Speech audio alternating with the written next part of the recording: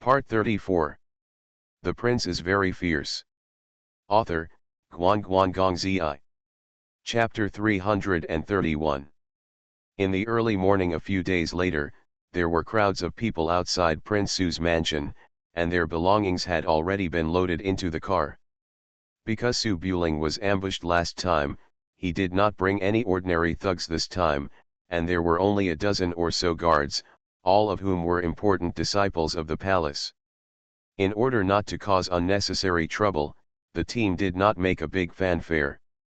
They only brought some maids to serve daily life, disguised as merchant ships, and quietly passed by. In the Su family ancestral hall behind the main hall of the palace, Su Buling was dressed in white robes, stood in front of several memorial tablets and carefully lit up the incense sticks. Old Xiao stood in front of him with a cane, a bit of regret on his face. I used to provoke too many people in the arena, but now that I'm older, I really don't dare to go there, otherwise I would definitely go with the young prince. Su Buling finished burning the incense and turned to look at the weapon racks around him. Don't worry, I will come across rare books on the road and I will collect them all for you. Lao Xiao chuckled, as if the young prince still understands me, walked up to him and scanned around. What weapons are you going to bring with you when you go out this time? Su Buling looked at the magic weapons filling the hall, and it was actually a bit difficult to make a choice. How many pieces do you always recommend? Lao Xiao thought about it for a while and walked to the weapon rack. The sword is the king of weapons. You can't run around without a sword. The previous one was too long and heavy and was not suitable for use in battle. This drunken bamboo sword, it was forged by a famous craftsman from the previous dynasty and has no illusions. It needs a famous swordsman to spearhead it, so I think the young prince is quite suitable. Su Buling walked up to him and took the drunken bamboo sword from Lao Xiao. The scabbard was made of green bamboo, 3 feet long and weighed 4 kilograms. He flicked the knife out an inch with his fingers, and it could be seen that there were bamboo patterns engraved on the blade, and the cold light was threatening.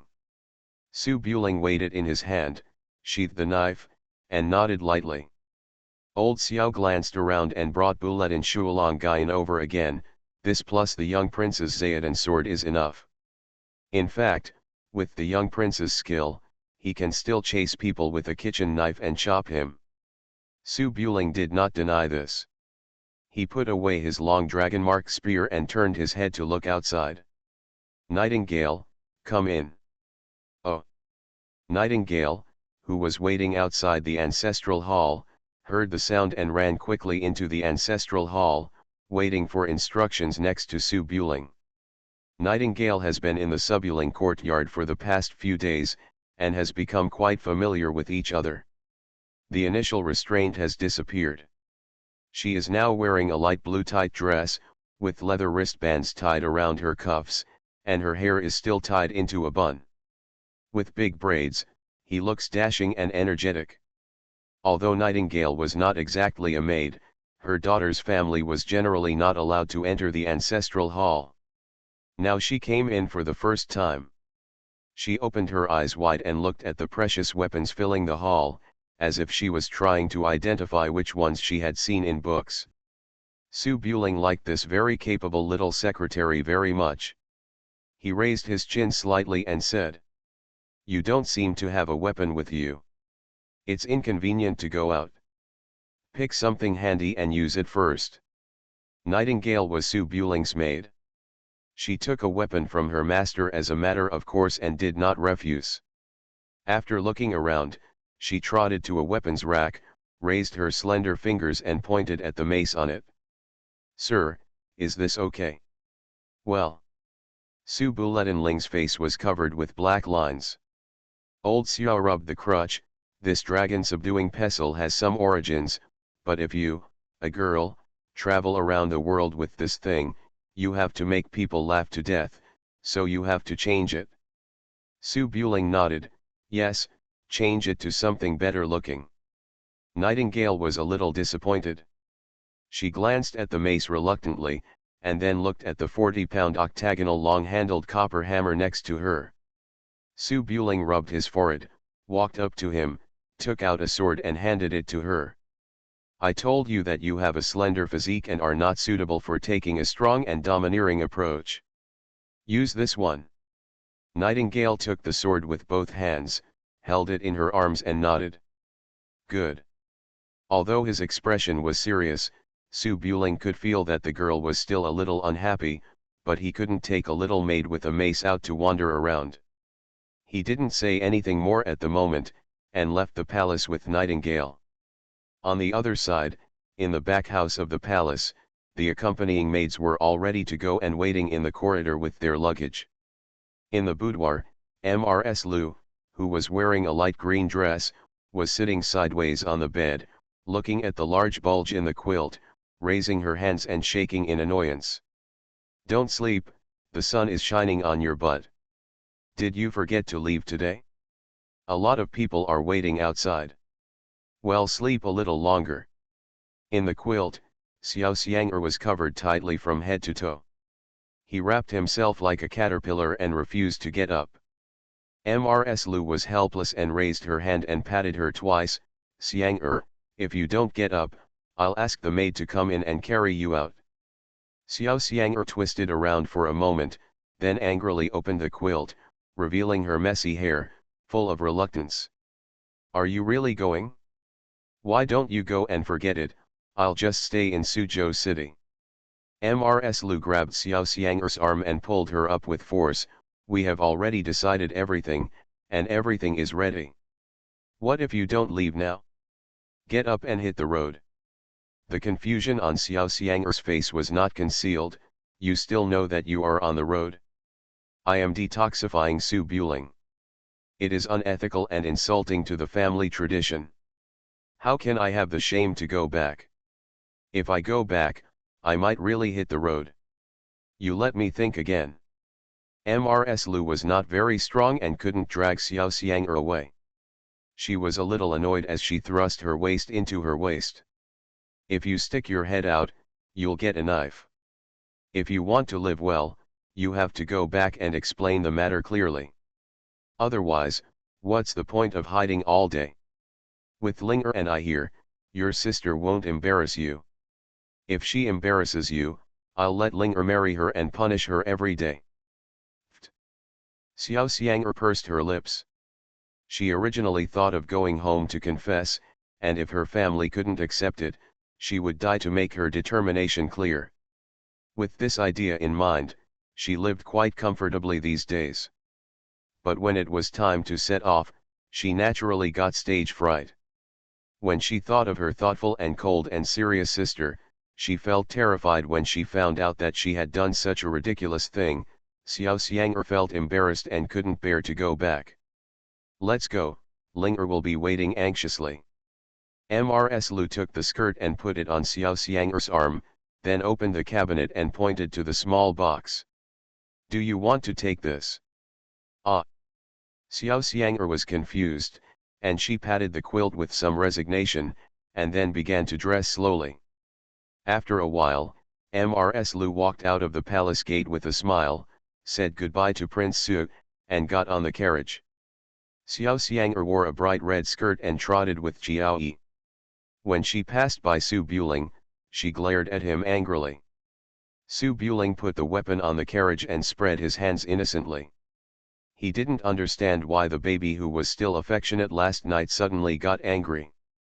After a little thought, Su Buling put it aside and turned to look at the prince who was seeing him off, saying goodbye before leaving. I'm leaving, take care, father. Su Yu, wearing a python robe, stood under the octagonal archway of Beishi Avenue and raised his hand. Go, don't rush back. The Xiao family's foundation is there. If you can marry Miss Xiao back, it would be the best. If you can't marry her, don't force it. Father, don't worry. Su Buling didn't say much, turned around and jumped on the horse.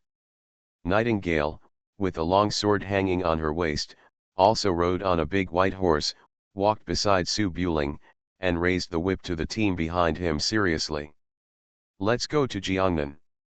After the words fell, the fierce horse neighed and pointed directly at the central plains. The prince is very fierce. Author, Guan Guan Gong Zi. Chapter 332. There are 72 peaks in Junshan, and Dongting Lake is 800 miles away. Junshan Island was once the holy land of rivers and lakes in the land of Jingchu, and it is located in the Central Plains. Its reputation in the world far exceeds that of other places, and even Wudang Mountain in the Chu land is slightly inferior. With the Iron Eagle hunting deer and the Junshan Island Cao family sealing their swords in the box, Dongting Lake's reputation has become slightly less famous, but it is still a must-pass for Jianghu people traveling around the world. There are more Jianghu people carrying swords by Dongting Lake. The buskers, calligraphers, fortune tellers and even the coquettishly dressed boat girls on the lakeside boats all looked like ordinary people, but no one could tell how many deep-water old bastards in the world were hidden among them. Hurry, hurry, hurry. The most beautiful woman, come and see her. It's the Mid-Autumn Festival, when crabs are at their most plentiful, and the area around Yueyang Tower, which faces Junshan Island across the lake, is overcrowded. Countless young knights and young men from wealthy families in Yueyang rushed to the foot of the ancient famous building near the lake and looked at a large platform in front of the tall building. Standing on the stage was a storyteller, holding a scroll in his hand and advertising eloquently. Our boss has been friends with the painting sage Su Danking for many years. Back then, we drank and tasted crabs together in the building. The crab eater was a well-educated man, so he had to pair it with the 10-year-old apricot blossom wine from Linji Winery down the street. That taste. Eat, eat, eat, come on and say something serious. Next time I will definitely. The long street beside the lake was noisy and busy, everyone was urging. Behind the crowd, 2 horses stopped by the willow tree by the lake. Ning Yuhi, who was wearing a curtain hat, raised his eyes slightly and looked at the excitement downstairs in Yueyang seriously. Zhu Manzi swallowed his saliva and was very impatient with the noisy quacks.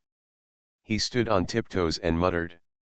Let him continue talking, what's so interesting about beauties and what's so interesting about crabs?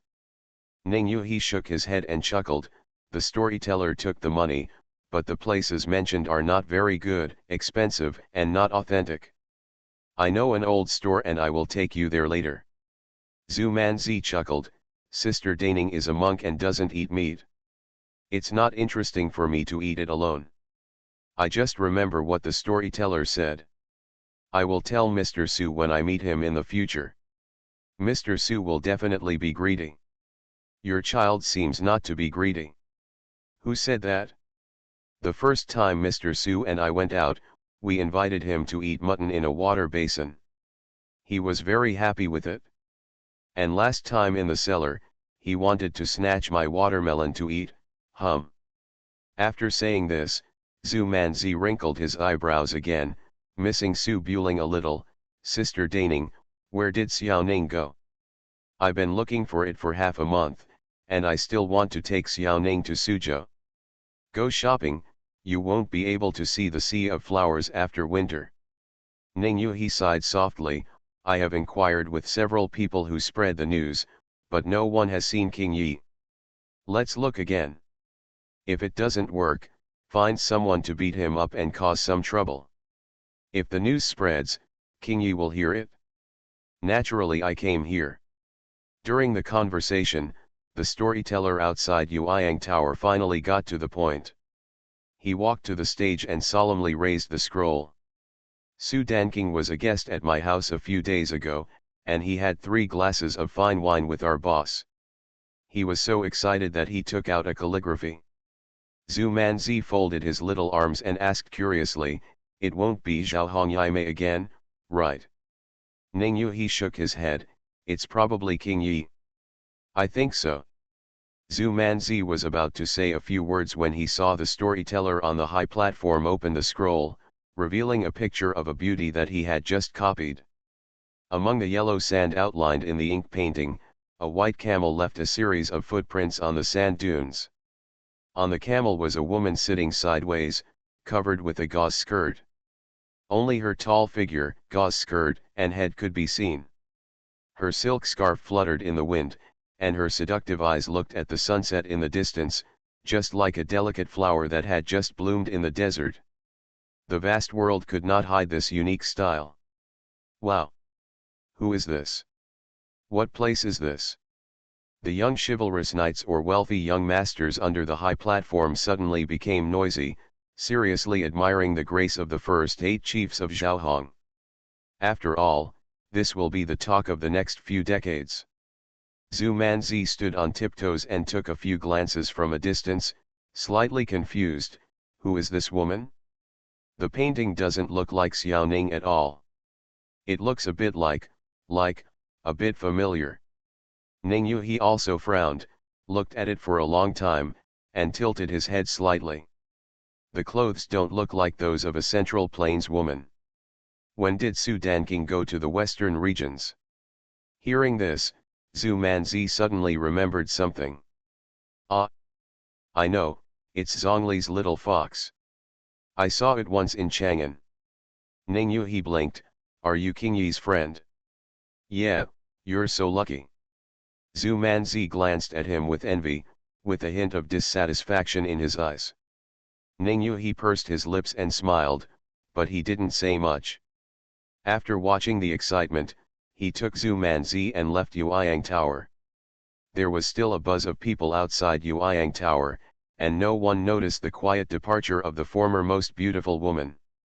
At the top of the tall building, at the window of a wing, a man with an unsheathed iron sword hanging on his waist, with a bit of a smile on his face, looked at the little girl on the long street who was holding a horse and chattering in front of Ning Yuhi. The room was very quiet. There was a white-haired old man sitting next to the tea table, quietly reading a few letters in the book and turning a deaf ear to the little fuss below. Dong dong. After a long time, footsteps sounded outside the room, and the door was pushed open. Chang Shijian, who had just rushed over from Black City, looked a little reserved. After closing the door, he raised his hand and saluted. Mr. Pei, Zhu Daxia. Mr. Pei raised his eyelids, his expression was relatively calm, and said softly. Sit down. Chang Shijian sat in the room and thought for a while. I think Mr. Pei has heard about the jade pendant of the left prince of northern Qi. It's not that I failed to do my job well. Mr. Pei raised his hand, shaking his head. Su Buling's dragon-locking goo has been solved. It's natural that you can't get the jade pendant back. Don't blame yourself. Chang Shijian sighed, the 4 jades are indispensable. Based on what I saw that day, if you want to snatch the jade pendant from Su Buling, I'm afraid the owner of the building or Zhu Daxia will have to take action. Next to the window, Zulu, the contemporary swordsman who watched his daughter go away, tilted his head slightly and showed the corner of his eyes. Su Buling and I have no grudges, and the sword comes out of nowhere. Chang Shijian choked on his words, nodded and smiled, and said nothing more. Mr. Pei put down the letter and thought carefully. This matter is not a matter of one day or one night. The jade pendant will be placed in Su Buling's hands first. It won't be too late to take it back when there is a chance in the future. Go down and rest first, and make plans after solving the Cao family. Chang Shijian nodded seriously, stood up and saluted the 2 seniors of the Eagle building again, and then retreated silently. You are listening to Novels at Bless Up channel. Wish you happiness and luck. Please subscribe to receive new novels. How do you feel about this novel? Please like and leave a comment. The prince is very fierce. Author, Guan Guan Gong Zi. Chapter 333. Time flies, and it's late September before I know it. On the turbulent Yellow River, Su Buling walked out from the top floor of the building boat, stood on the terrace and looked at Fenglingdu at the intersection of the Wei River and the Yellow River, and let out a long sigh of relief. The convoy set out from Suzhou, went east along the Hexi corridor, and boarded the ship along the Yellow River in Lanzhou. However, a section of the Yellow River was in the territory of northern Qi, so it could not go directly down the river. It had to enter the tributary Wei River from Dingxi, and then rush southeast, passing through Zhuolang Bay outside Chang'an City, and continuing 200 miles east to reach Fenglingdu. The boat can travel day and night, and the speed is much faster than taking the dry road, but the journey on the road is still boring. It's such a big boat that Su Buletinling only needs a few steps to walk from the beginning to the end. The scenery is just like that if you see it too much. You can only stare at this little maid in a daze. Nightingale is a relatively quiet little girl. Ever since she got used to Su Buling, she has been doing tasks like warming the bed and pouring tea every day. The rest of the time she just sits in the room, flipping through her little notebook and studying it carefully, knowing how to compare and contrast. Su Buletinling is still more. Su Buletinling is naturally not easy to pretend to be an expert. Madame Lu and Xiao Xiang'er had been living in a high-walled compound since they were children. They were already accustomed to such a life. Playing chess and doing embroidery on the boat every day was not boring. However, Xiao Xiang'er seemed to know what kind of fate she would face if she was alone. She stayed in front of Mrs. Lu from morning to night. Only when she got really bored and got a little flustered would she sneak outside Su Buling's door at night and cough. One sound, and then there will be one more stroke on the redwood card. Currently it is right 1, which is exactly over half of 100 times. Perhaps because he was afraid that he would not be able to explain himself if he did not kill himself after 100 times, Xiao Xiang'er was currently very restrained and would no longer detoxify him multiple times in one night. Most of the time, he lay on Su Buling's arm in a daze, not knowing what to do.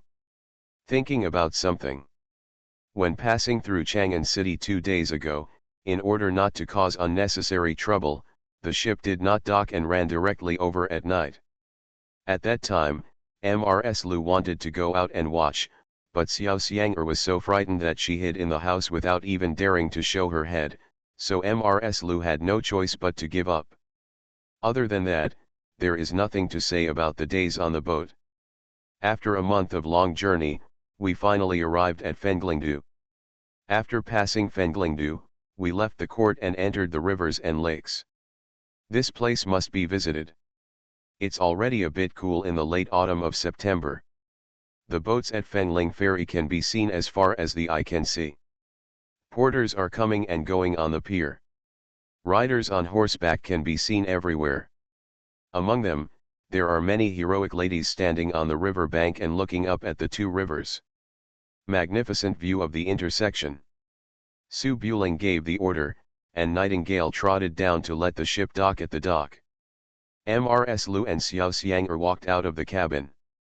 Because they had stayed on the ship for too long, as soon as the ship was lowered, they ran off with the two maids, followed by a group of diners to protect them. Su Buling hung the long sword on his waist, led the horse off the boat with Nightingale, and headed to Fenglingdu town, 2 miles away on the river bank. Nightingale had grown up in the palace since she was a child. She had never even gone out to Suzhou City a few times. It was her first time to go on a far journey. Naturally, she was a little excited. After getting off the boat, she led the big white horse and walked beside Su Buring, speaking seriously. From the previous dynasty to my dynasty, the capital has always been in Chang'an. The court's jurisdiction near the capital was extremely strict. People in the rivers and lakes did not dare to be too public. Over time, Fenglingdu became the dividing line between the rivers and lakes. Once you leave Fenglingdu, you can walking with a straight back, you have to behave yourself when entering Fenglingdu. Later, some nefarious people built a large archway in the middle of Fenglingdu town, which was named Gaimengguan. Young people in the rivers and lakes walked through it to express their renunciation. To come and go again means to wash my hands in a golden basin. Su Buling held the jade fracture fan given by Mrs. Lu in his hand. He just dressed up as an ordinary young man and said softly, "There are people in the world of rivers and lakes. Those who can live a smooth life are rare. Most of them are injured or separated from their wives and children.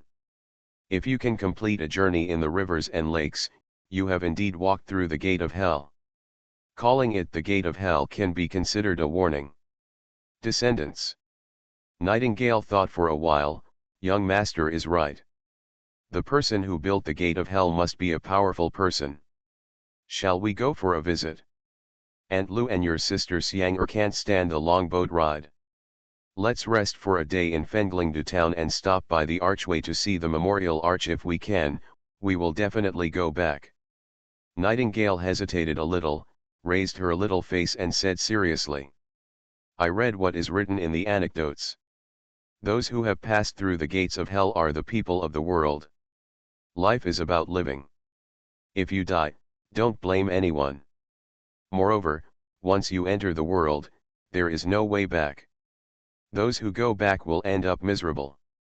Su Buling shook his head and chuckled, then patted Nightingale on the head with a folding fan. The road is walked by people, and it has nothing to do with the world. You can't go straight forward to the end. If you jump repeatedly in the middle, you will end up miserable no matter which way you go. Nightingale rubbed her forehead, took out the small notebook from her arms, and wrote down carefully. Young master said, we have to walk all the way to the dark side. Su Buling looked a little helpless. It's to go to the end, not to the end. If you keep going when you see no way to go, that's not a fool. Oh, what's the difference? Just like the imperial examination, if you work hard and study hard until you pass the exam, this is called going to the end. But immortality, soaring in the daytime, etc., no matter how hard you work, you will end up with a bloody head. This is called stubbornness. When you get to the dark side, you must first have self-awareness, secondly, set your goals within your capabilities, and then persevere and move forward. Nightingale nodded gently, I understand. For example, if I want to be the emperor, I will be obsessed and will go to hell. If you want to be the emperor, then... Pa. Su Buling tapped Nightingale on the forehead with his folding fan and nodded. Not bad, you have a good understanding. While the master and servant were chatting, they entered the crowded Fenglingdu town. Autumn is the time to return home for the new year, and Fenglingdu is the only way for people to travel from the south to the north. At this time, the town is crowded with people from all walks of life, common people, scholars, merchants, etc., and the scale is no less than the spring festival travel in later generations. Mrs. Lu and Xiao Xiang don't like to squeeze in the crowd, so they stroll along the Yellow River and come in at night when there are fewer people. Su Buling protected the little Nightingale and squeezed through the main street in the town and came to the central intersection. As one of the holy places of Jianghu, the town square was full of Jianghu people. A large stone archway stood in the center of the town, with 3 large characters inscribed on it. Ghost Gate. The stone pillars on the left and right of the archway were also engraved with 8 characters, life and death are determined by fate, wealth and honor are determined by heaven, which looked very Jianghu. There were countless young Jianghu people from all over the place standing in the square, both men and women. Under the supervision of the older generation in the town, they lined up to walk under the archway, but no one walked from the opposite side of the archway. Su Buling did not mean to get any privileges. He stood shoulder to shoulder with Xiao Yang behind a bunch of strange Jianghu people. After queuing for nearly an hour, they came to Ghost Gate. They looked up at the archway, and the long line behind emerged. Hurry up! Everyone is waiting in line. Nightingale frowned slightly and wanted to turn back to deal with this group of Jianghu people who did not know the world, but Su Buling raised his hand to stop him, then took a half step forward and stepped 1 foot to the opposite side of the archway. Seeing this, Nightingale also followed him to the other side of the Ghost Gate seriously. Sir, are we now Jianghu people? Su Buling shrugged slightly, in theory, yes, there is no sense of ceremony at all. Forget it, let's find a place to stay first. Then he walked towards the inn on the street. Nightingale also felt quite disappointed, turned around and trotted to catch up. A man in white clothes and holding a sword travels 10,000 miles, and half a step out of the door is the end of the world, and this transition volume is finally finished. I am really sorry that the update has not been strong recently. I will speed up after the Jianghu chapter is sorted out. The prince is very fierce. Author, Guangguanggongzi. Chapter 334. The autumn rain came silently, sprinkling on the eaves and tiles of Fenglingdu town. At night, it turned into a heavy rain. The pedestrians who were shoulder to shoulder in the streets disappeared completely, leaving only the noisy sounds from the tea shops and wine shops on the street. In the wing room on the second floor of the inn, Su Buling leaned on the pillow with his head in his arms, listening to the sound of rain outside the window, but he didn't feel sleepy. After walking through the gates of hell during the day, he walked around Fenglingdu for a few times. It is said to be a holy place in the martial arts world, but in fact it is just like that. Masters are always rare. If they don't show their skills, they look like ordinary people. Before coming out, I wanted to make all kinds of friends with Zhangji Untianya. Now it seems that I am here to travel with my aunt and baby. Mrs. Lu and Xiao Xianger watched the flood on the bank of the Yellow River during the day. They walked along the riverside all day and watched it very enthusiastically. It was not until the sky turned cloudy and it started to rain that they entered the town with their maids and guards. The two even ran to the gate of hell in the rain and returned to the inn with satisfaction. The inn is located on the west side of the central square. It is considered the most high-end residence in Fenglingdu town, but the environment is definitely not as good as the palace. It is empty and has no furnishings. There is a whirring sound outside in the wind and rain, and sometimes there are drunken Jianghu people shouting loudly downstairs. When going out, you are always worried about safety. Su Buling has been listening to the surrounding movements, so as not to enter Sun Erniang's human meat bun shop. Unfortunately, after listening for half a night, he did not wait for the cannibalistic Sun Erniang, but waited for the cannibalistic baby. When it was close to midnight, the wind and rain were continuous outside, and the corridor outside the wing room sounded inaudible footsteps. Tap tap. Su Buling felt that the nightingale who lived in the next room held her breath for a moment, as if she was listening carefully, and then continued to lie down and sleep as if she was used to it. Creaking. The door of the inn was pushed open gently, but unfortunately the door of the inn was old and still made a sound. Xiao Xianger, wearing a red autumn skirt, came in quietly with her head down. Her long black hair was not tied up, but draped over her back.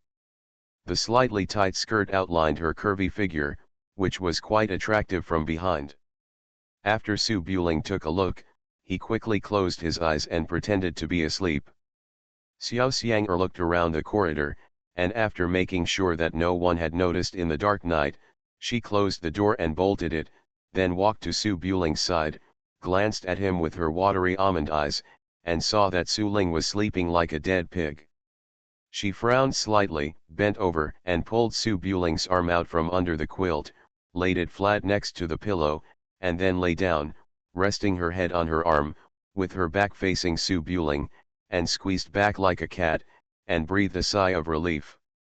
Su Buling was still pretending to sleep, breathing evenly, and motionless as a mountain. The room was quiet, and there was a slight silence for a moment. Xiao Xianger leaned her face against the pillow and slept for a while with her eyes closed. When she found that she still couldn't fall asleep, she raised her hand and pulled Su Buling's quilt closer, covering her waist, and then hit Su Buling's ribs with her elbow. Humph dash. Su Buling opened his eyes, turned sideways to face Xiao Xianger, raised his hand and hugged her waist. What's wrong, baby? Xiao Xianger frowned, not very happy. It's too noisy outside, I can't sleep, I'm here, and you're still sleeping so soundly. Do you have a conscience? Su Buling's mouth with a smile, he hugged her tighter. How about detoxifying me? Xiao Xianger pursed her lips and hesitated, then pushed the hand on her waist away. Hongluan has just fallen asleep, what if she wakes up and finds out? Forget it. Since you're here, I can't get in. Dash. Xiao Xiang'er turned around quickly, raised her slender jade fingers and poked Su Buling's chest a few times. Why are you like this? You've detoxified me when you see me, and you've detoxified me more than 50 times, but you only think about yourself and not me. With a few feet away, their eyes met. Su Buling blinked his eyes and stopped lifting his skirt for a moment, looking a little helpless. I think about it when I eat and sleep. Xiao Xiang'er got goosebumps all over her body, raised her hand and pushed Su Buling again. Don't be so slick, I'm saying that you don't care about me.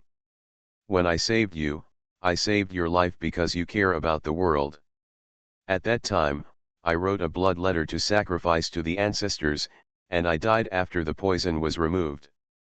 Su Buling smiled gently, there are so many people who care about the world. Baby loves me and only detoxifies me. It has nothing to do with those. Xiao Xiang'er no longer denied this, but still frowned and said, a man cannot stand without faith. Since you burned the blood letter and swore, you can't pretend that it didn't happen. I, Xiao Xiang'er, am not a city tyrant. The foolish woman in the well, she will ignore everything when she meets the man she likes. Don't worry, I will take you back to Jiangnan this time, and I will communicate with the Xiao family. I promise that your sister will not blame you. How is it possible? You have heard of my sister. If you are a man, you can be a national hero. Not only is she smart, but her mind is also stronger than men. She never leaves any flaws no matter how big or small the matter is, and she thinks about the interests of the Xiao family in everything. As for me, let alone the disgrace to the family, just being alive and with you is like a knife hanging over the head of the Xiao family. Once the emperor finds out, it will inevitably affect the Xiao family's position in the court. If my sister knew that I was still alive, she might kill me with her own hands and make me disappear from the world to avoid harming the Xiao family. Speaking of this, Xiao Xiang'er's eyes showed a bit of loneliness. With my sister's personality, even if she loves me privately, she can do such a thing for the sake of the Xiao family. I might as well die like this, so that my sister won't feel guilty for the rest of her life. It's all your fault, you troublemaker. Blame me, blame me. Su Buling listened quietly. In fact, these words have been said many times. Sometimes Xiao Xiang'er can't figure it out and feels upset, so she will come to complain. Su Buling said nothing else, and at this time he could only repeat the old words. I will talk to your sister when the time comes, and she will definitely not blame you.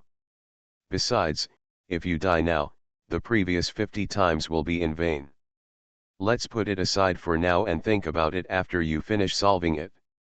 Xiao Xiang'er's eyebrows were full of entanglement, and she glanced at Su Buling with a little anger. Why are you solving it so slowly? It's been almost a year and only more than 50 times. Well, hurry up. There is not enough time, don't do it for real. Hee hee. Outside the window, the wind and rain were continuous, and there were constant rustling in the house. I don't know how long it took, when Su Buling was playing with the baby, the side wall was suddenly knocked twice. Dong dong. Xiao Xiang'er, with a red face and closed eyes, trembled in fear, hurriedly closed her collar, glared at Su Buling, and then got up and ran out of the door and returned to the room. Su Buling was slightly disappointed. He leaned back on the pillow, listened carefully, and frowned slightly again. Auntie Lu didn't seem to be awake. The nightingale next door, who was on guard, waited until Xiao Xiang'er left before saying crisply, "Young master, come and see, there is someone who has retired from the martial arts world. I have been watching for a whole day before I saw one." Su Buling, whose good fortune was ruined, was a little puzzled, and muttered to himself, "This maid can't be kept. The prince is very fierce." Author, Guan Guan Gong Zi. Chapter 335. The baby had been scared away, and Su Buling couldn't argue with Nightingale. He immediately stood up and walked to the window facing the street, raising his hand to open the window. Hua hua hua. The sound of wind and rain suddenly became louder. Looking up, Fenglingdu town outside the window was shrouded in night and heavy rain. The lights in the town were sparse, and only the lanterns outside the inn and wine shop were swaying in the wind and rain. Su Buling Chao's inn is near the Guimangwan archway. Through the weak lights outside the inn, you can vaguely see a figure leading a horse towards the big white sign. Because of the heavy rain, the figure disappears and appears, as if wandering in the night. A ghost among them.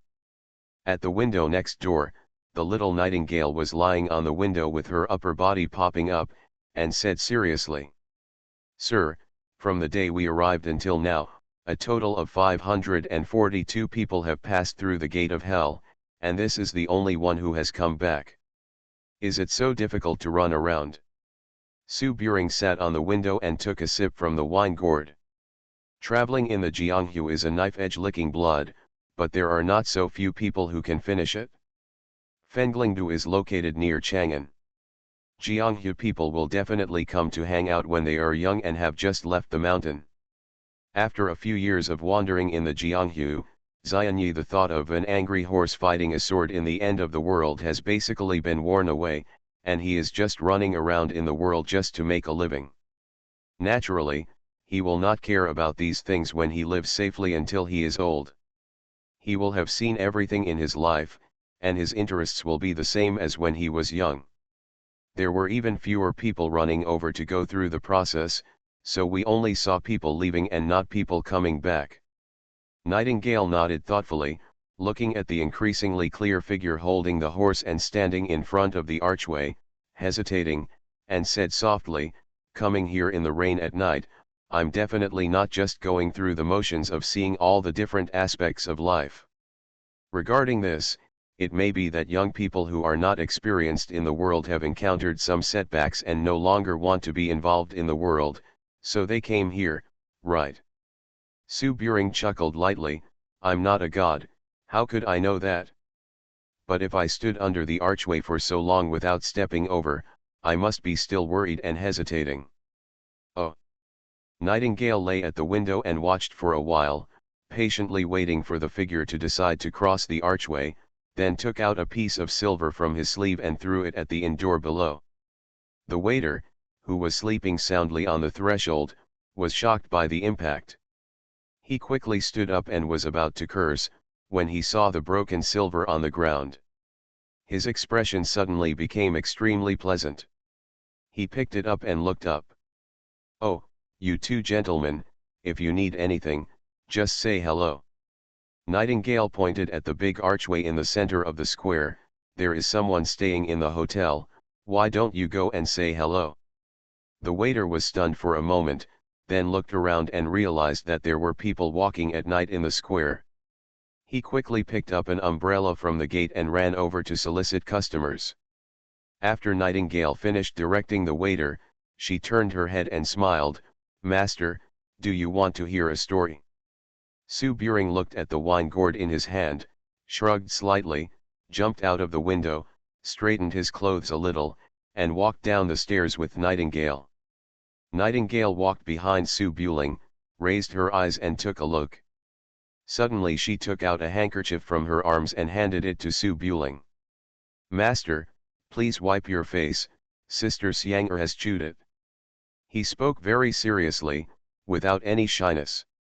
Su Buling blushed, took the handkerchief to wipe off the rouge on his face, and came to the lobby of the inn. In the middle of the night, the tenants and the shopkeeper had all gone to bed.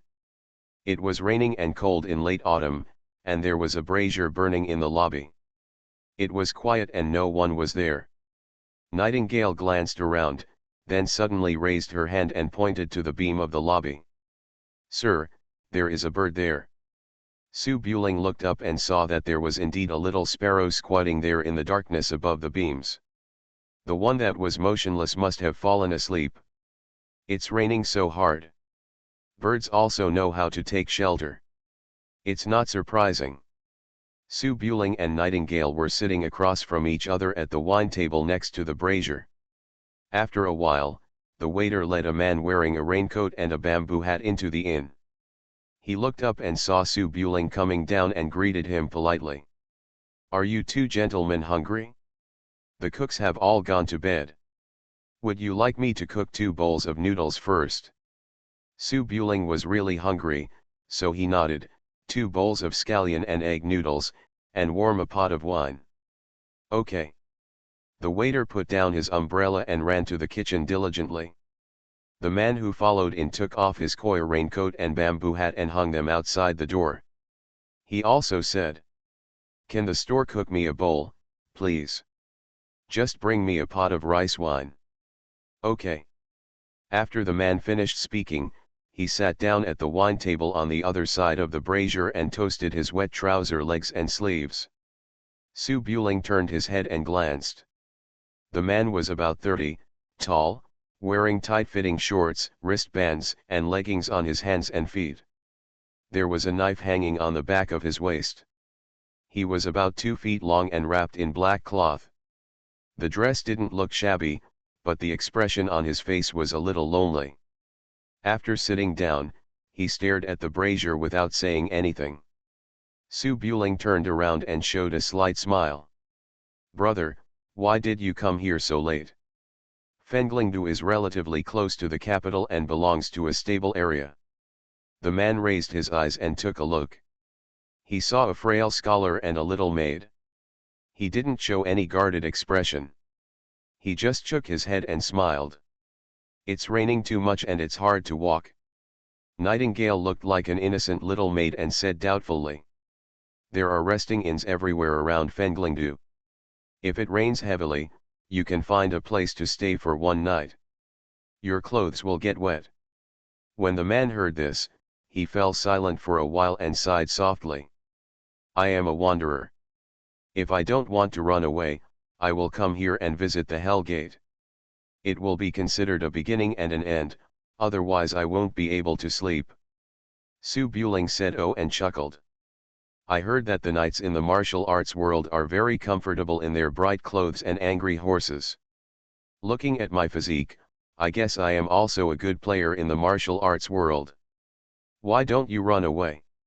While talking, the waiter came over with 3 bowls of noodles and 2 jugs of wine and placed them on the 2 tables. The man picked up the chopsticks, put them down again, poured a bowl of rice wine, drank it all in one gulp, and wiped his mouth. Brother seems to be a scholar. He takes it for granted. There is nothing easy to do in this world, and there are few who can feel comfortable. Su Buring smiled softly and poured a bowl of wine by himself. "I, Su Shan, took my maid out to study abroad, but I am really yearning for the world. What my brother said is different from what I have read in books before." Nightingale held the large noodle bowl and nodded seriously. "Yes, the book says that people in the world come and go and do whatever they want. How can you feel uncomfortable?" The man may have been holding back a lot of words alone, but when he met 2 young birds who yearned for the world, he was also provoked to talk. Then he shook his head and sighed. "Things written in the book are all for coaxing little kids. I, Zhang Ding, have been in the world for a short time, but I have also traveled thousands of miles and seen many scenes. There is nothing interesting about this world, just 2 words. Eat people." When Su Buling heard this, his interest was really aroused. He also held the noodle bowl and looked at the man opposite. "Brother, why did you say this? You are listening to novels at Bless Up channel. Wish you happiness and luck. Please subscribe to receive new novels. How do you feel about this novel? Please like and leave a comment. The prince is very fierce." Author, Guan Guan Gong Zi. Chapter 336. The wind and rain were blowing down, and the long lanterns hanging under the eaves were swaying, leaving ever-changing shadows on the ground. In the lobby of the inn, the swordsman Zhang Ding sat on a bench with a bowl of rice wine in his hand, thinking about his words for a while, and talked about his world. I am from Guangzhou. I studied in a martial arts school for several years when I was a child. I am pretty good at it. I gained a reputation in the town when I was 17 or 18. I even got a small job in the government office and worked there for 10 years. How could he be a soldier in 8 years? The family is quite wealthy, with dozens of acres of land. Although the son of a side wife cannot inherit the family business, the salary from the government is not as much as the monthly salary given by the family, so I cannot bear it. I often listened to books at that time, those stories about heroes, such as Zhu Jiansheng, Lao Situ, the storyteller told it every day. From the age of 8 to 18, I worked in the yamen for a few days and it was boring, so I left it at home. The letter ran away. Having said this, the swordsman Zhang Ding turned around and pointed at the big archway in the rain curtain with his chopsticks. At that time, the court was not strict, and there were a lot of people in the world. If you want to get through the gate of hell, you have to have some skills. Find someone to fight on the spot, and you will win. Su Buling took a sip of noodles and nodded. Is there any other explanation? Yes. Swordsman Zhang Ding chuckled and continued. I was born in Guangzhou and I was already tall. I had a good diet since I was a child. When I stood in a crowd, I was called stand out among the chickens. Let's discuss, help me. At that time, I thought that the girl was kind-hearted to help and just went through the motions, so I happily agreed. Nightingale blinked her big eyes. Then you were beaten to the ground. Swordsman Zhang Ding nodded. Isn't that right? Before I left the world, I lost someone. I was young and unconvinced, so I grabbed someone and beat him up, and then ran after the girl. Nightingale listened very seriously. Then what? Then Swordsman Zhang Ding picked up the wine bowl, took a sip, and chuckled. Then I met that girl. Her name was Wang Ying. She was a disciple of a small section. She went out to travel on her own. When she saw that I had some martial arts skills, she and I became sworn friends and traveled extensively. We visited Wudang Mountain, Dongting Lake, and even visited Situ's house. I went there once, but it's a pity that I didn't meet Mr. Situ, otherwise I would have wanted to become a disciple. In the first 2 years, I lived really comfortably, and I almost forgot my last name. Su Buling shook his head and smiled. Isn't it nice to have a like-minded girl to accompany you and travel together in the world? It would be really nice if I could always feel that way. Zhang Ding looked a little lonely in his dark color. He shook his head and sighed, but as the saying goes, a penny cannot kill a hero. People in the world also need to eat and wear clothes. I brought a lot of food and clothing, and she also had some. The two of us can run around without worrying about food and clothes. It took 2 years for us to hit the bottom. We were all people in the world, and we couldn't go home if we didn't have money, so she and I thought about making money and continuing to work hard. As a result, in this world, it is easy to spend money, but it is life-threatening to earn money. Being an escort and traveling hundreds of miles, earning a few taels of silver, and having to risk your life if something goes wrong is not enough, let alone being a bodyguard or something like that. If you are not an acquaintance, the benefactor doesn't want it. Then all that's left is sneaky business. I have read some books since I was a child and worked as a police officer. I don't want to dare to do that kind of thing. But Wang Ying couldn't bear the hardship, so she said that she didn't kill people and just helped others fight to collect some rent. I am a man, and I thought at that time that I could not make women suffer. After thinking about it for a few days, I agreed and went to a gambling house to work as a thug for others, collecting debts, expelling people, etc. Su Buling frowned and thought for a moment. That's okay, it's not harmful to nature. Zhang Ding shook his head seriously and said with sincerity, you steal needles when you are young, you steal needles when you are old, some things cannot be opened. Gambling houses are a place that harms people. Gamblers lose all money and have no money. To collect debts, they can only go to other people's homes, chase it, chase it back and split it half with the gambling house. I can make money quickly, but this thing is more addictive than gambling. I worked for 2 days and felt something was wrong. If I continued, I would sooner or later go the wrong way, so I stopped. But Wang Ying is different. She grew up in the world of martial arts and takes it for granted. She even asked me, what will we eat and where if we quit? It's really not easy to be morally responsible even if you don't have enough to eat. Zhang Ding looked at the brazier and nodded, yes, from then on, I still worked in the gambling shop. I tried to convince myself that I didn't kill people or set fires, so I had to live a life. Later, I was hunting deer with Iron Eagle. The government tightened the investigation and caused trouble. There are fewer people, and gambling shops don't have so many thugs anymore. It is easy to go from frugality to luxury, but it is difficult to go from luxury to frugality. Wang Ying couldn't stand living in the rivers and lakes, worrying about food and clothing every day. She tried every means to get money, kept undercover escorts, blackmailed rich young masters. All the things she had done in the past were spit on, and she had been floating like this for 10 years. If I hadn't stopped her, they have already killed people and set fire. At the beginning of the year, I had had enough of this hellish life and didn't want to run away. I wanted to take Wang Ying back to my hometown, but Wang Ying was already used to the life of a Jianghu person. I didn't know where I heard the gossip, saying that there was someone in the Jianghu people to rebel. People from all over the world are ready to rise up. Let me go too. The rebellion was about his mother killing the whole family. I definitely couldn't go, but I couldn't persuade Wang Ying. The two of them quarreled all the way, and when they went to Lelong Mountain, they met a group of poor people who had been raped 10 years ago. Injured by an eagle hunting a deer, he dared not show his head and hid in Lelong Mountain. Wang Ying felt that the court was too harsh and would eventually destroy the country, so he wanted to take me to Lelong Mountain to wait for an opportunity. When the incident happened, he could take a group of brothers to conquer the world. If I didn't go, Wang Ying would not leave and let me go back alone. We have been together for more than 10 years, so I was worried, so I waited in the village.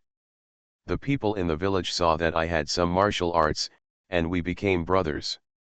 After a long time, we became familiar with each other. There were dozens of people in the village, and they had to eat and live. A few days ago, a caravan passed by, and they decided to rob the caravan, extorting a lot of tolls, and injured several people. The caravan should be from outside, and they thought that they would spend money to avoid disaster, so they didn't report it to the authorities, and no one came to investigate afterwards. Everyone in the village felt that they had found a way to make money, and as long as they didn't kill anyone, the government would not care, so they were ready to go out and rob again. Zhang Ding sighed, I can't stop it, persuade it, or control it. If I continue to hang around in the underworld, my family will be destroyed sooner or later. I think I'd better not go into the underworld. Maybe I'm not born to be in the underworld. Fastest update PC version : Su Buling listened quietly, was silent for a moment, shook his head and said, You are a man of the underworld. It's a pity to quit like this. Zhang Ding said something from his heart, his expression eased a lot, and chuckled. So what? I haven't changed, the underworld has changed, and it's meaningless. What about your wife? Why don't you take her back by force? Zhang Ding shook his head, it's easy to change the country, but it's hard to change one's nature. I have persuaded her for 10 years but she didn't work, it's also my fault. I let her do what she wants. If I didn't agree the first time, there would be no later things. Speaking of which, I really want to take her back to my hometown to show my parents. She used to be a good girl. Su Buling thought carefully, if she leaves like this, she will die in the mountains soon. There is no regret medicine in the world. Zhang Ding fell silent, picked up the wine bowl and took a sip, finished the noodles in 2 bites, threw a few copper coins on the table, and then took down the bamboo hat and raincoat from the wall, and walked into the rain. Nightingale finished the noodle soup and wiped his mouth. He must have gone back to find that woman. I guess he can't be persuaded. He can't change his mind even if he is tied up. Young master shouldn't persuade him. Su Buling sighed softly. After more than 10 years of marriage, how can it be so easy to let go? He will blame himself for the rest of his life after leaving like this. They have been in the rivers and lakes for more than 10 years and have never killed anyone. There are still people who can be saved. Help them. Nightingale blinked. How to help? Women are disobedient, mostly because they are spoiled. Just beat them up. Su Buling stood up and walked to the stable of the inn. Get my stuff and tell the guards that the boat will leave first tomorrow, and we will ride overland. We will meet at Danjiangkou then. Okay, young master. The Nightingale nodded and trotted upstairs to inform the guests who were traveling with him. After a while, the master and servant rode 2 fine horses and left Fenglingdu town in the pouring rain. The lobby of the inn became quiet again. The waiter sat on the doorstep again, drowsy, waiting for the late-coming traveler. And on the beam of the lobby, the little sparrow that was pretending to hide from the rain suddenly woke up and chirped and flew into a person's sleeve. The prince is very fierce. Author, Guan Zi. Chapter 337. The Crown Prince is very fierce. Chapter 4 of the Hidden Dragon Scale Shadow. Chilalong Mountain is located in the mountains near Danfeng County, because an official road was opened hundreds of years ago between Chudi and Qinchuan to facilitate travel, but after the previous Daqi dynasty built a canal, this difficult road naturally became deserted. Only a handful of people who were not familiar with the road or could not find a boat would go here. It can be said that it is inaccessible. In late autumn, smoke rises from the simple stockade on the top of Lalong Mountain. Several men, wearing the robes they just snatched from the caravan a few days ago, stand in the courtyard of the stockade, discussing future plans. Everyone in the village is the same. Their close relatives or brothers were injured by the iron eagle hunting deer and either died or are still exiled to serve in the army. They are also wanted by the court. They hide and get to know each other in this deep mountain forest. Settled down a home. Being able to be tracked down by the imperial court while Iron Eagle was hunting deer meant that his family must have gained some status in the world. After all, the Wolf Guard had no time to deal with local gangsters. These people used to live a relatively prosperous life, but suddenly they degenerated into savages in the mountains and forests. How could they be convinced? They were always planning to get back what they had lost. At this time, the boss of Xiaozaza was talking to a group of brothers about the news he had just received. I heard that the people who fight the Eagle Tower have arrived in Yueyang and are recruiting the old head of the Cao family on Junshan Island. I know the apprentice of Chen Han, the owner of the Yueyang boat gang. I will go to Yueyang in the next few days to explore the ways. If I can get into the Eagle Tower, I can save. There were 3 or 5 men around who listened carefully. Wang Ying, dressed in lady's clothes, carrying a sword on her back, shook her head and said, I used to travel around the world, and I heard that the Cao family has a relationship with the Wolf Guard, and that Iron Eagle helped the tyrants when they hunted deer. The Eagle Tower may not be there to recruit people. The boss of the village waved his hand. It doesn't matter whether he is recruiting people or not, we are not going to find the Cao family, as long as the people who beat the Eagle Tower are in Yueyang.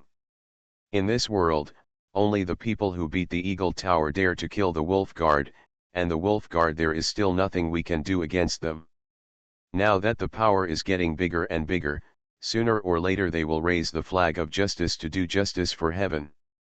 There are dozens of people in our village who have some skills. As long as we get on the line, we will not say that we will be granted the title of Marquis or Prime Minister in the future, and we will live a stable life. No problem, no matter how bad it is, it's better than hiding here. Everyone nodded. After all, This life of hiding in Tibet is indeed not a human life. Then it's settled. You need money to open up the door. The boat gang is not a charity. Moreover, when you enter the Daying Tower, you have to show some respect to the seniors in the building. The small caravan that was robbed last time didn't have much oil and water. The door of the boarding gang is you can't carry 2 kilograms of pork over. While everyone was discussing, the man who was in charge of guarding the outside of Lalong Mountain suddenly ran over quickly, as excited as if he had picked up silver. "Boss, there is someone passing by at the bottom of the mountain. He looks very expensive. Do you want to stop him?" Wang Ying and others were stunned. Unexpectedly, as they were worrying about money, someone came to the door. They all got up and ran to the cliff on the side of Lalong Mountain. They looked out at the narrow canyon below and saw 2 horses trotting over. A man and a woman. The man is wearing a white scholar's robe, the fabric looks unusual, holding a folding fan in his hand, walking along the way to see if there is any defense. The white horse at the back is a little girl. She is relatively thin and the horse is too big, so it is a bit inappropriate to sit on it. "Boss, what kind of horse is that? Why is it so big?"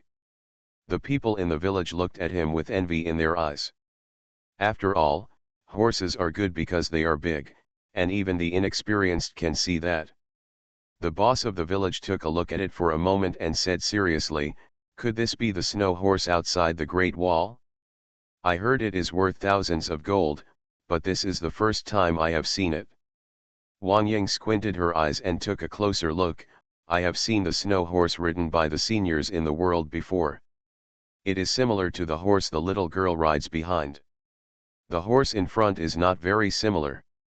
I am afraid it is worth a lot of money. It's more powerful than a snow horse. If we take it and sell it, we will probably have nothing to worry about for the rest of our lives."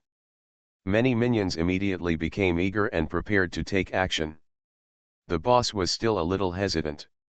"I'm riding such a good horse. I'm afraid my family background is unusual, and I don't look like a gangster. Why didn't I bring a guard? I'm afraid that a son of an aristocratic family who doesn't know the dangers of the world wandered out and wandered here without knowing the road. The aristocratic family members are all cowardly and cherish their lives. Let's stop him and give him a few scares, and then rob him of his horse and money and leave. He won't be able to go back. Don't dare to report to the official." It seems that a gun was hung up immediately and wrapped in black cloth. Could it be that he is a practicing master? Rich families all have embroidered pillows. We, number 20, have nothing to fear. Let's go, let's go. At the foot of Lalong Mountain, Su Buling and Little Nightingale finally arrived at the place mentioned by the swordsman Zhang Ding after 2 days of long journey. Su Buletinling gently swayed his folding fan like a son of an aristocratic family looking at the scenery. While admiring the scenery, he paid attention to the movements on both sides of the canyon. As the saying goes, no matter how skilled you are in martial arts, you are still afraid of the kitchen knife. The most taboo thing in the martial arts world is to underestimate the enemy. No matter how powerful Su Buling is, he is not a true immortal. He will still die with a knife on his neck. The canyon is a dangerous place. If someone ambushes and rains arrows and pours boiling oil on it, he will die. But there will be big trouble, and you still have to be careful. Nightingale had been on the road for several days, but she was still very energetic at this time. She held the reins and whip and said seriously, "The book says that the most dangerous people in the world are the elderly, children, women, and monks. I am a child and a woman. Will those little thieves be afraid of me?" Child. Woman. Su Buling turned around and looked at the little nightingale who had only a few ounces of meat, shook his head and chuckled. "They say the child is too big and the woman is too small." Nightingale may have listened too much in the middle of the night, so she lowered her head and glanced at Ziahe, revealing her pointed breasts, and felt a little unhappy. "Sir, please be more decent. We are now doing chivalry and justice. Su Buling was speechless for a moment, frowning and looking serious. Nightingale, you are a little girl, don't think about this mess in the future. The ancients said, the one who is close to vermilion is red, and the one who is close to ink is black. Snap. The folding fan patted the little head lightly. Nightingale honestly kept her mouth shut, but she was still a little dissatisfied with the young master who took action even if he couldn't talk. The two of them walked through the canyon. When they reached the middle, there was a thin line of sky above. There was no way out on the left and right. Two people could block the road. At this time, several coils of rope were thrown down from the recess of the mountain wall, and a dozen men with fierce looks cut down from it with knives in their teeth. Among them was an aristocratic woman who was carrying a sword and was dressed in completely mismatched clothes. People. Coming, coming. Nightingale's eyes were full of excitement, and she rolled up her sleeves and wanted to take action. Su Buling quickly raised his hand gently, don't be impatient, don't scare me away. Oh. Nightingale quickly put her hand on her chest again, showing the fear of an innocent little girl. Her big watery eyes looked harmless. The prince is very fierce.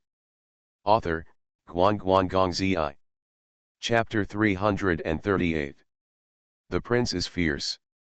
Chapter 5 of Hidden Dragon Scale Shadow. The light in the canyon is dim. The cliffs on both sides are like sharp blades. There are no vines for climbing. A dozen bandit-like men slid down the ropes with their knives in their mouths, blocking the retreat. The village chief, who was in the lead, sat on a stone beside the road with a big knife in his arms, revealing the tattoo on his arm. The minions next to him had fierce eyes, tapped the knife in his palm, and said the most common opening line in the mouth of the storyteller. I opened this mountain, I planted this tree, if you want to pass this road, leave money to buy the way. Su Buling, who was blocked in the middle, pretended to be frightened. After looking around, he put away his folding fan and raised his hand and said, Heroes! Swish swish. As soon as Su Buling opened his mouth, he heard the sound of breaking wind, and a copper coin shot out, like a sharp bowstring flying towards the minions in front. Su Buling's face changed slightly, and he stretched out two fingers of his right hand, and caught the copper coin with great momentum. Unfortunately, Nightingale was not a pushover. At the same time, he threw a handful of copper coins behind him, and they flew out with a terrifying sound with a flick of his finger, hitting the foreheads of the 6 people behind him, and directly embedded in their foreheads. The bandits who were posing fell backwards without even changing their expressions. The sudden change frightened the dozen men in front of them. They stared at the brothers who suddenly fell down with wide eyes, and some of them didn't react. Wang Ying and Zhang Ding had been in the rivers and lakes for many years. From this start, they knew they had hit a wall, and ran out of the canyon without any hesitation. When the other people in the rivers and lakes saw Wang Ying turn around and run away, they also reacted and fled without even saying a word. Young master, let me do it. Nightingale's little face was full of excitement, and she rushed out on a tall horse, obviously afraid that Su Buling would grab the head. Su Buling, who still wanted to play the pig and eat the tiger, turned around and was a little annoyed. First courtesy, then force, you let me finish the formalities, what is this? The book says that those who talk too much will die early. Su Buling sat alone on the horse, spreading his hands helplessly, and the snow-chasing horse under his crotch snorted, which seemed to be a little sarcastic. Nightingale galloped past on horseback, the big whip behind her head fluttering in the wind, her slender figure skillfully hiding in the belly of the horse. On the tall horse, picked up a wooden stick dropped by a minion from the ground, ran behind the many desperate bandits, and knocked them down one by one, like playing whack-a-mole. Ah! Lady, spare me! Ding dang dang! The canyon, which was silent and solemn just now, was suddenly filled with the sound of weapons clashing and screams. More than a dozen men ran away in fear, but their legs couldn't run faster than horses, and there was no way to retreat, so they could only run towards the canyon exit. Nightingale chased after them slowly, like a wolf chasing sheep, and when she caught up with one, she would knock him down with a club, and then the next one. Wang Ying drew out the long sword behind her, and some martial arts ran in the front, watching a group of brothers helpless, lying down with blood on their heads, and the fear in their eyes gradually turned into despair. The canyon entrance was half a mile away, and it usually took only a few steps to walk there, but now it felt as far away as the horizon. Tap, tap. The sound of horse hooves was getting closer and closer. Finally, after a scream, the village chief next to him stumbled and fell to the ground. Just as he was about to raise his knife to chop back, he was hit on the forehead by a stick and fell down immediately with blood all over his face. Wang Ying looked back and saw that the people behind her were all lying on the ground. The tall horse was close at hand. The young girl on it rushed towards her with a bloody stick like a ghost. Ah! When she ran away, she turned back and fell to the ground with an unstable footstep. Wang Ying rolled on the ground for several times, dodged the horse's hooves, and retreated madly with a pale face. She raised her sword and pointed it at Nightingale, who turned around and ran back. "Heroine, spare my life, ah!" The wooden stick enlarged in her eyes. Wang Ying only had time to raise her sword to block it, and was knocked unconscious by the stick. The brief hustle and bustle of the canyon quieted down, and the autumn breeze returned. Nightingale sat on the white horse, looked back at the bandits on the ground, and threw the stick on the ground with some boredom. "Sir, these people are not allowed to be beaten, and no one dares to fight back." Su Buling drove his horse to the front, raised his hand to rub Nightingale's hair, making it frizzy. "You still know that you can't be beaten, now you come to clean up, I don't care." Nightingale raised her hand and pointed at the woman with a bloody head on the ground. "Just take her away, why should others care about them?" Su Buling shook his head. "Just beat them up and let them go, it's only a temporary solution, and it will harm the people sooner or later. After all, we are on the side of the court. The fiefdom collects so much tax every year, and we have to serve the people." Nightingale frowned. "This is the territory of the court, not our Ziliang." Su Buling was a little helpless. "We should have the world in mind, but only think about the people of the 12 states of Ziliang. What if my father rebels in the future?" Nightingale thought about it carefully and nodded lightly. "That's right, the young master will take care of things that the court can't handle, right?" Su Buling was satisfied. "I understand." Nightingale looked at the many bandits lying on the ground. "Then kill them all to eliminate the trouble forever?" "I dare not kill people, or the young master will come. There's no need to stain your hands with blood. After all, we are in the court's territory. Give the court face. Tie them up and notify the government to come and arrest them. Punish them according to the law. That woman is not the leader of the bandits.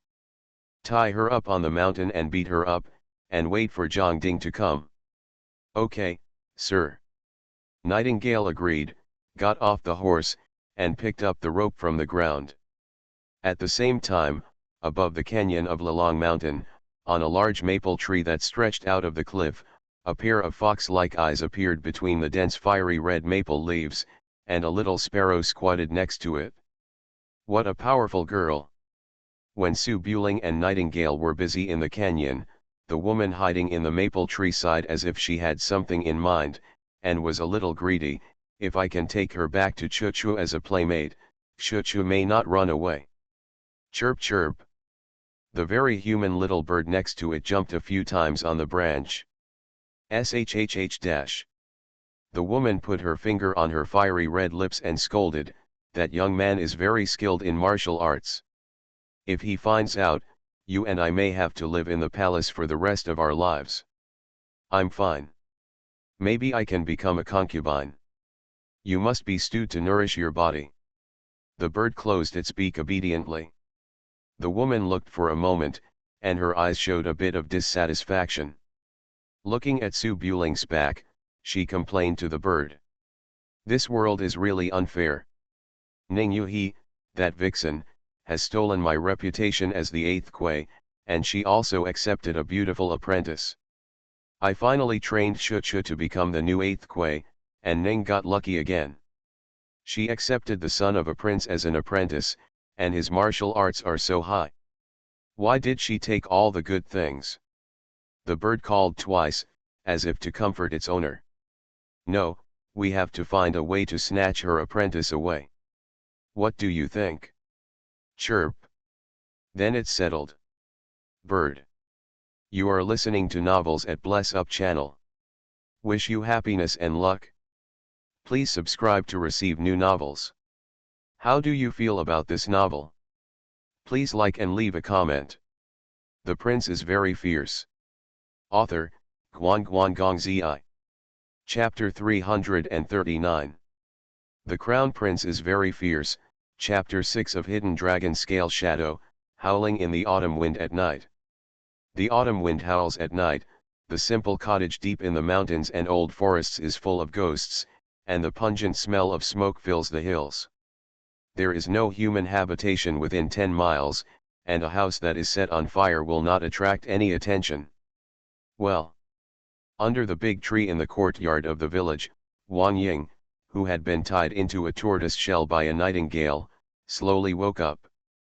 The wound on her head was no longer scabbed, but she still had a splitting headache.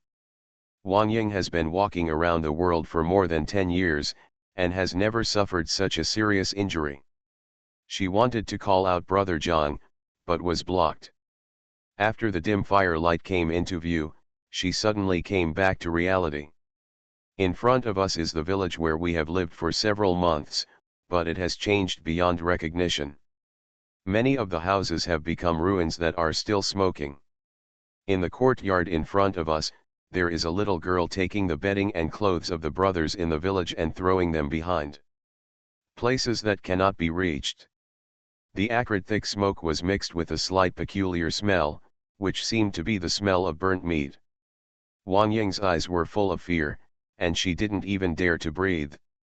Her survival instinct made her want to struggle, but her hands and feet were tied tightly and hung upside down, making it difficult to even move. "Sir, it smells so bad when people burn it. Why don't you just throw it on the road? If people are left alone after death, plague will easily occur. If ordinary people come and bump into them, big trouble will happen." The sound of conversation made Wang Ying tremble, because the man's voice was so close to her sitting on the big tree behind her. "Everyone is dead. Why am I still alive? Is it possible?" Wang Ying felt a bit desperate in her heart. If this man did not kill her because of her beauty, then what he would face next might be worse than death. It's just that Wang Ying still underestimated the dangers of Jianghu. The next words made her immediately frightened. "Sir, why don't you burn this woman together? Could it be that you are attracted by her beauty and want to?" "What nonsense are you talking about? We are knights. How can we do such things as humiliate women? How can we travel around the world if word spreads about it? Then why keep her? Of these bandits, this woman is wearing gold and silver, and she is also good at martial arts. I'm afraid she is the leader. As the saying goes, women's hearts are the most poisonous. These people have probably killed many innocent people. It would be too easy to burn her like this.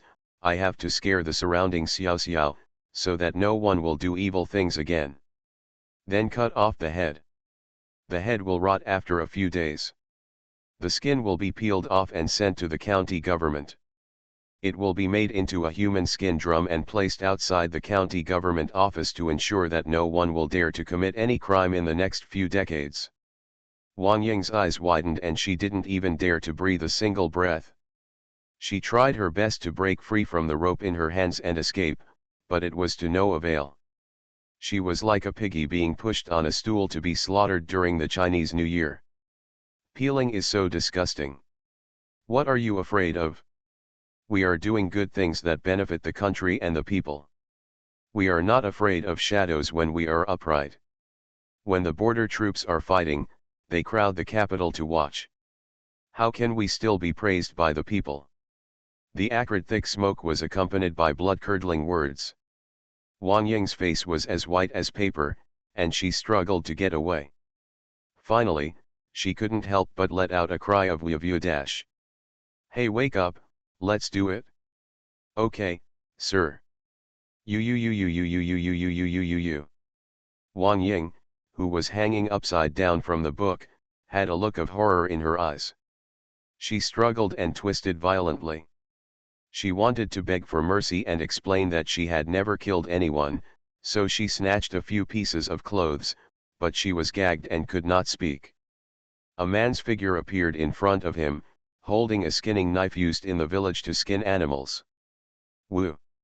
Wang Ying's eyes were full of pleading and fear, her hair was hanging loosely on the ground, and her whole body was shaking. The man in front of her ignored her call and looked up and down with the knife. Should skinning start from the head or the feet? The little maid next to her also appeared, wearing an apron, as if she was afraid of being splashed with blood. Pigs are killed while hanging upside down, probably starting from the feet. Why do you skin them when they wake up? Of course you have to be awake to be skinned alive. Just like Ling Chi, this female thief must have harmed a lot of people. What's the difference between skinning her alive while she's unconscious and chopping her down with a single knife?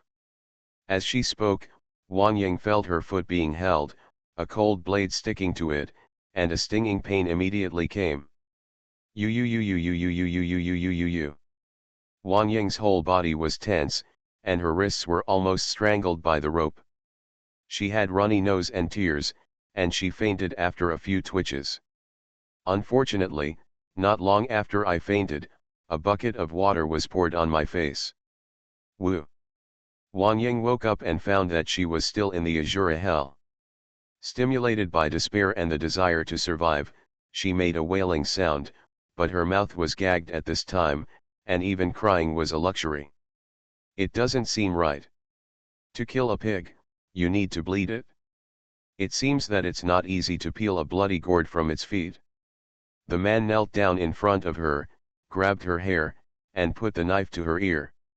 There would definitely be no one to rescue her in the deep mountains and old forests at this moment. Wang Ying was somewhat lucky, at least she could die quickly with a knife from the head. But immediately the little maid next to her shook her head. "It'll be dead if you peel it off twice." 2. The man stood up again and started cutting from his feet again. After going back and forth, Wang Ying's mind collapsed. She didn't even have the strength to struggle, she just whimpered and howled. Fortunately, there is no end to the road.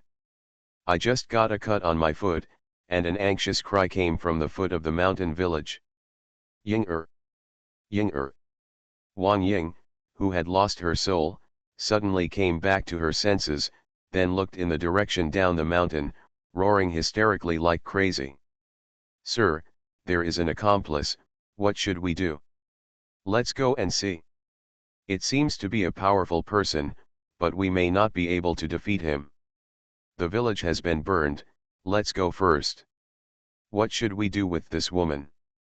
Let's kill her." Wang Ying, who was sobbing wildly, suddenly stopped talking when she heard this. She turned around and was about to beg, saying that she could be saved as long as she waited for her husband to come over, even if she delayed for a moment. But as soon as she turned her head, she was stabbed, and the severe pain filled her mind in an instant. Woo! A muffled groan. The two figures disappeared into the night. Soon, the swordsman Zhang Ding ran into the village with a short knife. Seeing Wang Ying's miserable condition, he rushed over and cried, and tremblingly untied the rope to treat the wound. Wang Ying couldn't even speak except crying. She just hugged her husband who had depended on each other for more than 10 years and cried loudly. In the distant mountains and forests, Su Buling and Nightingale stood side by side behind a big tree, carefully watching the situation between the flames and the thick smoke. Nightingale untied her apron and whispered. After this incident, that ambitious woman must have changed her mind. But such a woman deserves to die, so there is no need to help her. Su Buling shook his head. I am good at judging people. Zhang Ding is a man who values friendship and is good at martial arts. It's just that he met the wrong person and was trapped by love. It's a pity. Say hello to your family and find a chance to contact him. When you go to Suzhou to do things for me in the future, he can be a powerful general if used well. Nightingale nodded and wrote it down carefully in the little notebook. The prince is very fierce. Author, Guan Gongzi. Chapter 340. Fenglingdu is nearly 500 miles away from the mouth of the Danjiang River, and Wudane Mountain is right on the edge of the Danjiang River. Su Buring naturally had to go there in order to bring Dabai and Manzi back. After leaving Lilongshan with Nightingale, it was still more than 200 miles away from the Danjiangkou. Mrs. Lu took a boat down the river, and she was probably already there. I originally wanted to gallop to Danjiangkou, but not long after I left Danfeng County, God wept and rain poured down. Braving the heavy rain, they rushed to the small village near Jinsi Gorge, but because it was not on the main road, there was no inn for merchants to rest. Su Buring was not used to troublesome local families, so he and Nightingale went directly to the small temple outside the village to hide. Rain. Daewoo respected Taoism as the state religion, and Buddhism was not prosperous in the Central Plains. The small temple in this remote place had fewer pilgrims due to the change in officialdom, so it naturally became abandoned. In the afternoon, it was raining heavily outside the small temple, and the roof was still leaking. The Buddha statues inside the small temple were too old, and it was hard to see what kind of Buddha they were worshipping. However, there were still some burned incense in the incense altar in front. The villagers should often come to worship and keep it fairly clean. Su Buling took the blanket from the side of the horse and spread it out in the small Buddhist hall. Then he and Nightingale gathered around and rested under the Buddha statue. The air was getting colder in late autumn. Nightingale was slender, so maybe she felt a little cold, so she leaned directly on Su Buling's arm, shrank her legs, put a small book on her lap, and wrote and drew seriously. Sir, have you read Shanzheng? Su Buling leaned under the Buddha statue doing nothing, holding the end of the big braid and sweeping it over his face. The classic of mountains and seas. I've read some. There is a beast in Qingkai Mountain, which looks like a fox with 9 tails. There are records of vixens that can eat people. But I read in those miscellaneous books that many scholars came to Beijing to take exams and stayed overnight in ruined temples.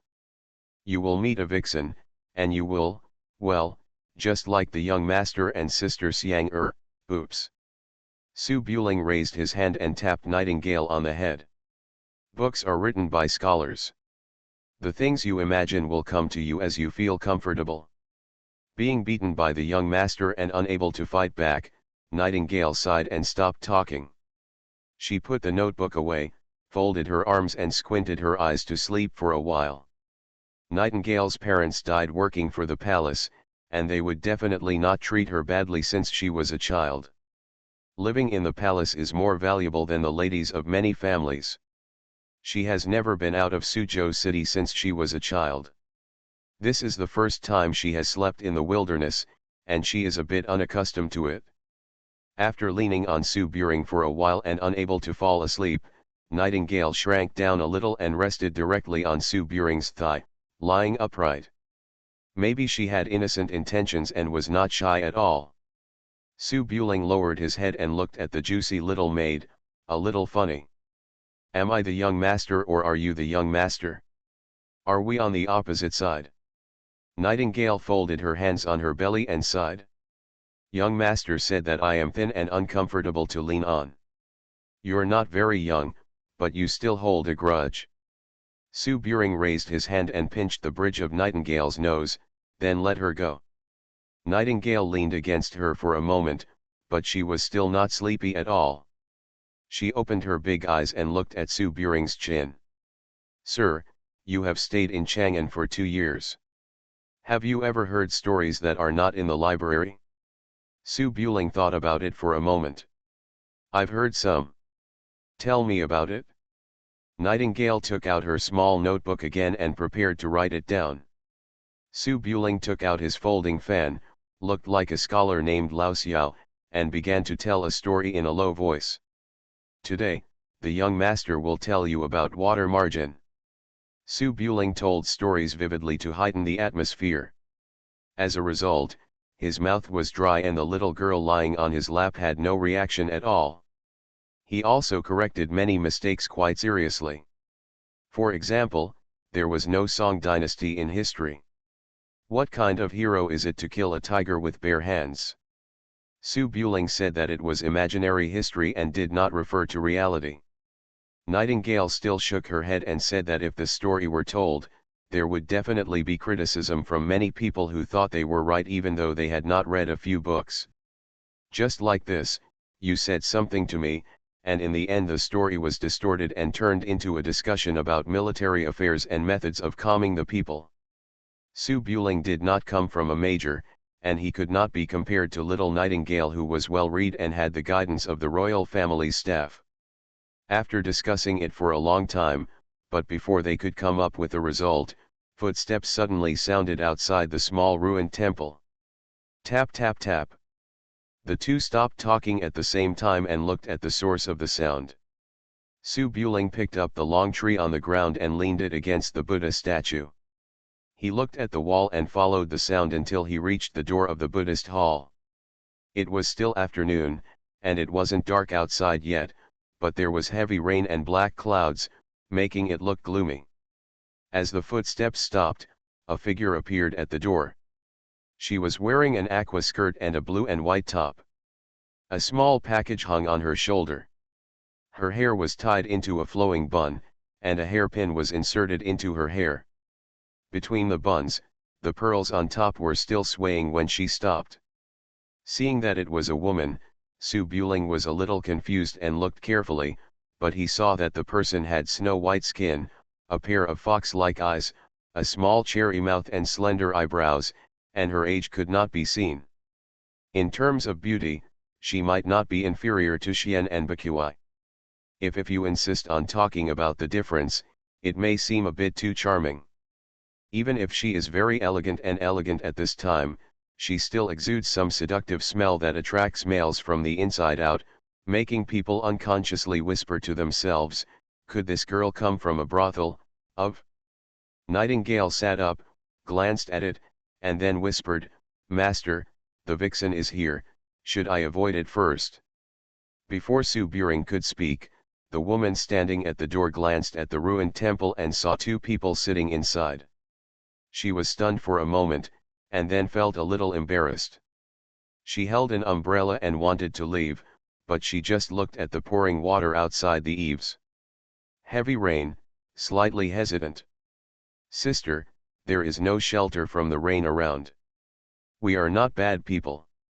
The woman was carrying a small package and stood outside the ruined temple. She hesitated for a moment and looked back, as if she was trying to decide whether Su Buling was a good person or a bad person. Su Bulenling was dressed as a scholar and had a little maid with him, so he certainly didn't look like a bad guy who had done evil. The woman nodded slightly and saluted, put away her umbrella, walked into the ruined temple, and sat down in the corner at the other end. She was a little wary in front of strangers, and looked out the window from time to time, as if waiting for the rain to lighten up. Keep walking. Although Su Buling was a little confused, this place was originally near the official road. It was sparsely populated only because the official road was deserted. It was not strange for a pedestrian to pass by occasionally. The only strange thing was how a beautiful and fragrant woman could walk alone. You should be wary of old people, children, and beautiful women in the arena, and a gentleman will not bully a dark room, but be careful when he is alone even if the other party is just a weak woman, Su Buling will not be able to do anything evil. Bian Shen didn't look at it at the moment and continued talking to little Nightingale. The three of them just sat in the ruined temple. It was getting dark and the rain was pouring, but it didn't mean to stop. The woman glanced at Su Buling a few times, then picked up her umbrella and looked at the heavy rain outside, feeling a little worried. Su Buletinling thought for a while and then stood up. "Nightingale, let's go." Nightingale didn't say anything. She stood up, put away the blanket, and walked out with Su Buling. There was a bit of embarrassment in the woman's eyes, and she spoke for the first time. "Sir, girl, there seems to be no inn around. How can I make room for you when I come back? You can continue to rest." The voice is light and soft, and it is like a spring breeze that matches Ningyu, but it is completely different from others. It has a sense of intimacy from the inside out, which makes people feel good as soon as they hear it. Su Buletinling paused. He didn't want to take Nightingale out to get wet in the rain. Seeing that the other party didn't mind, he walked back to sit under the Buddha statue, took out a candle from his bag and lit it, smiling brightly. The girl is quite courageous. How can she run out alone when it's raining heavily?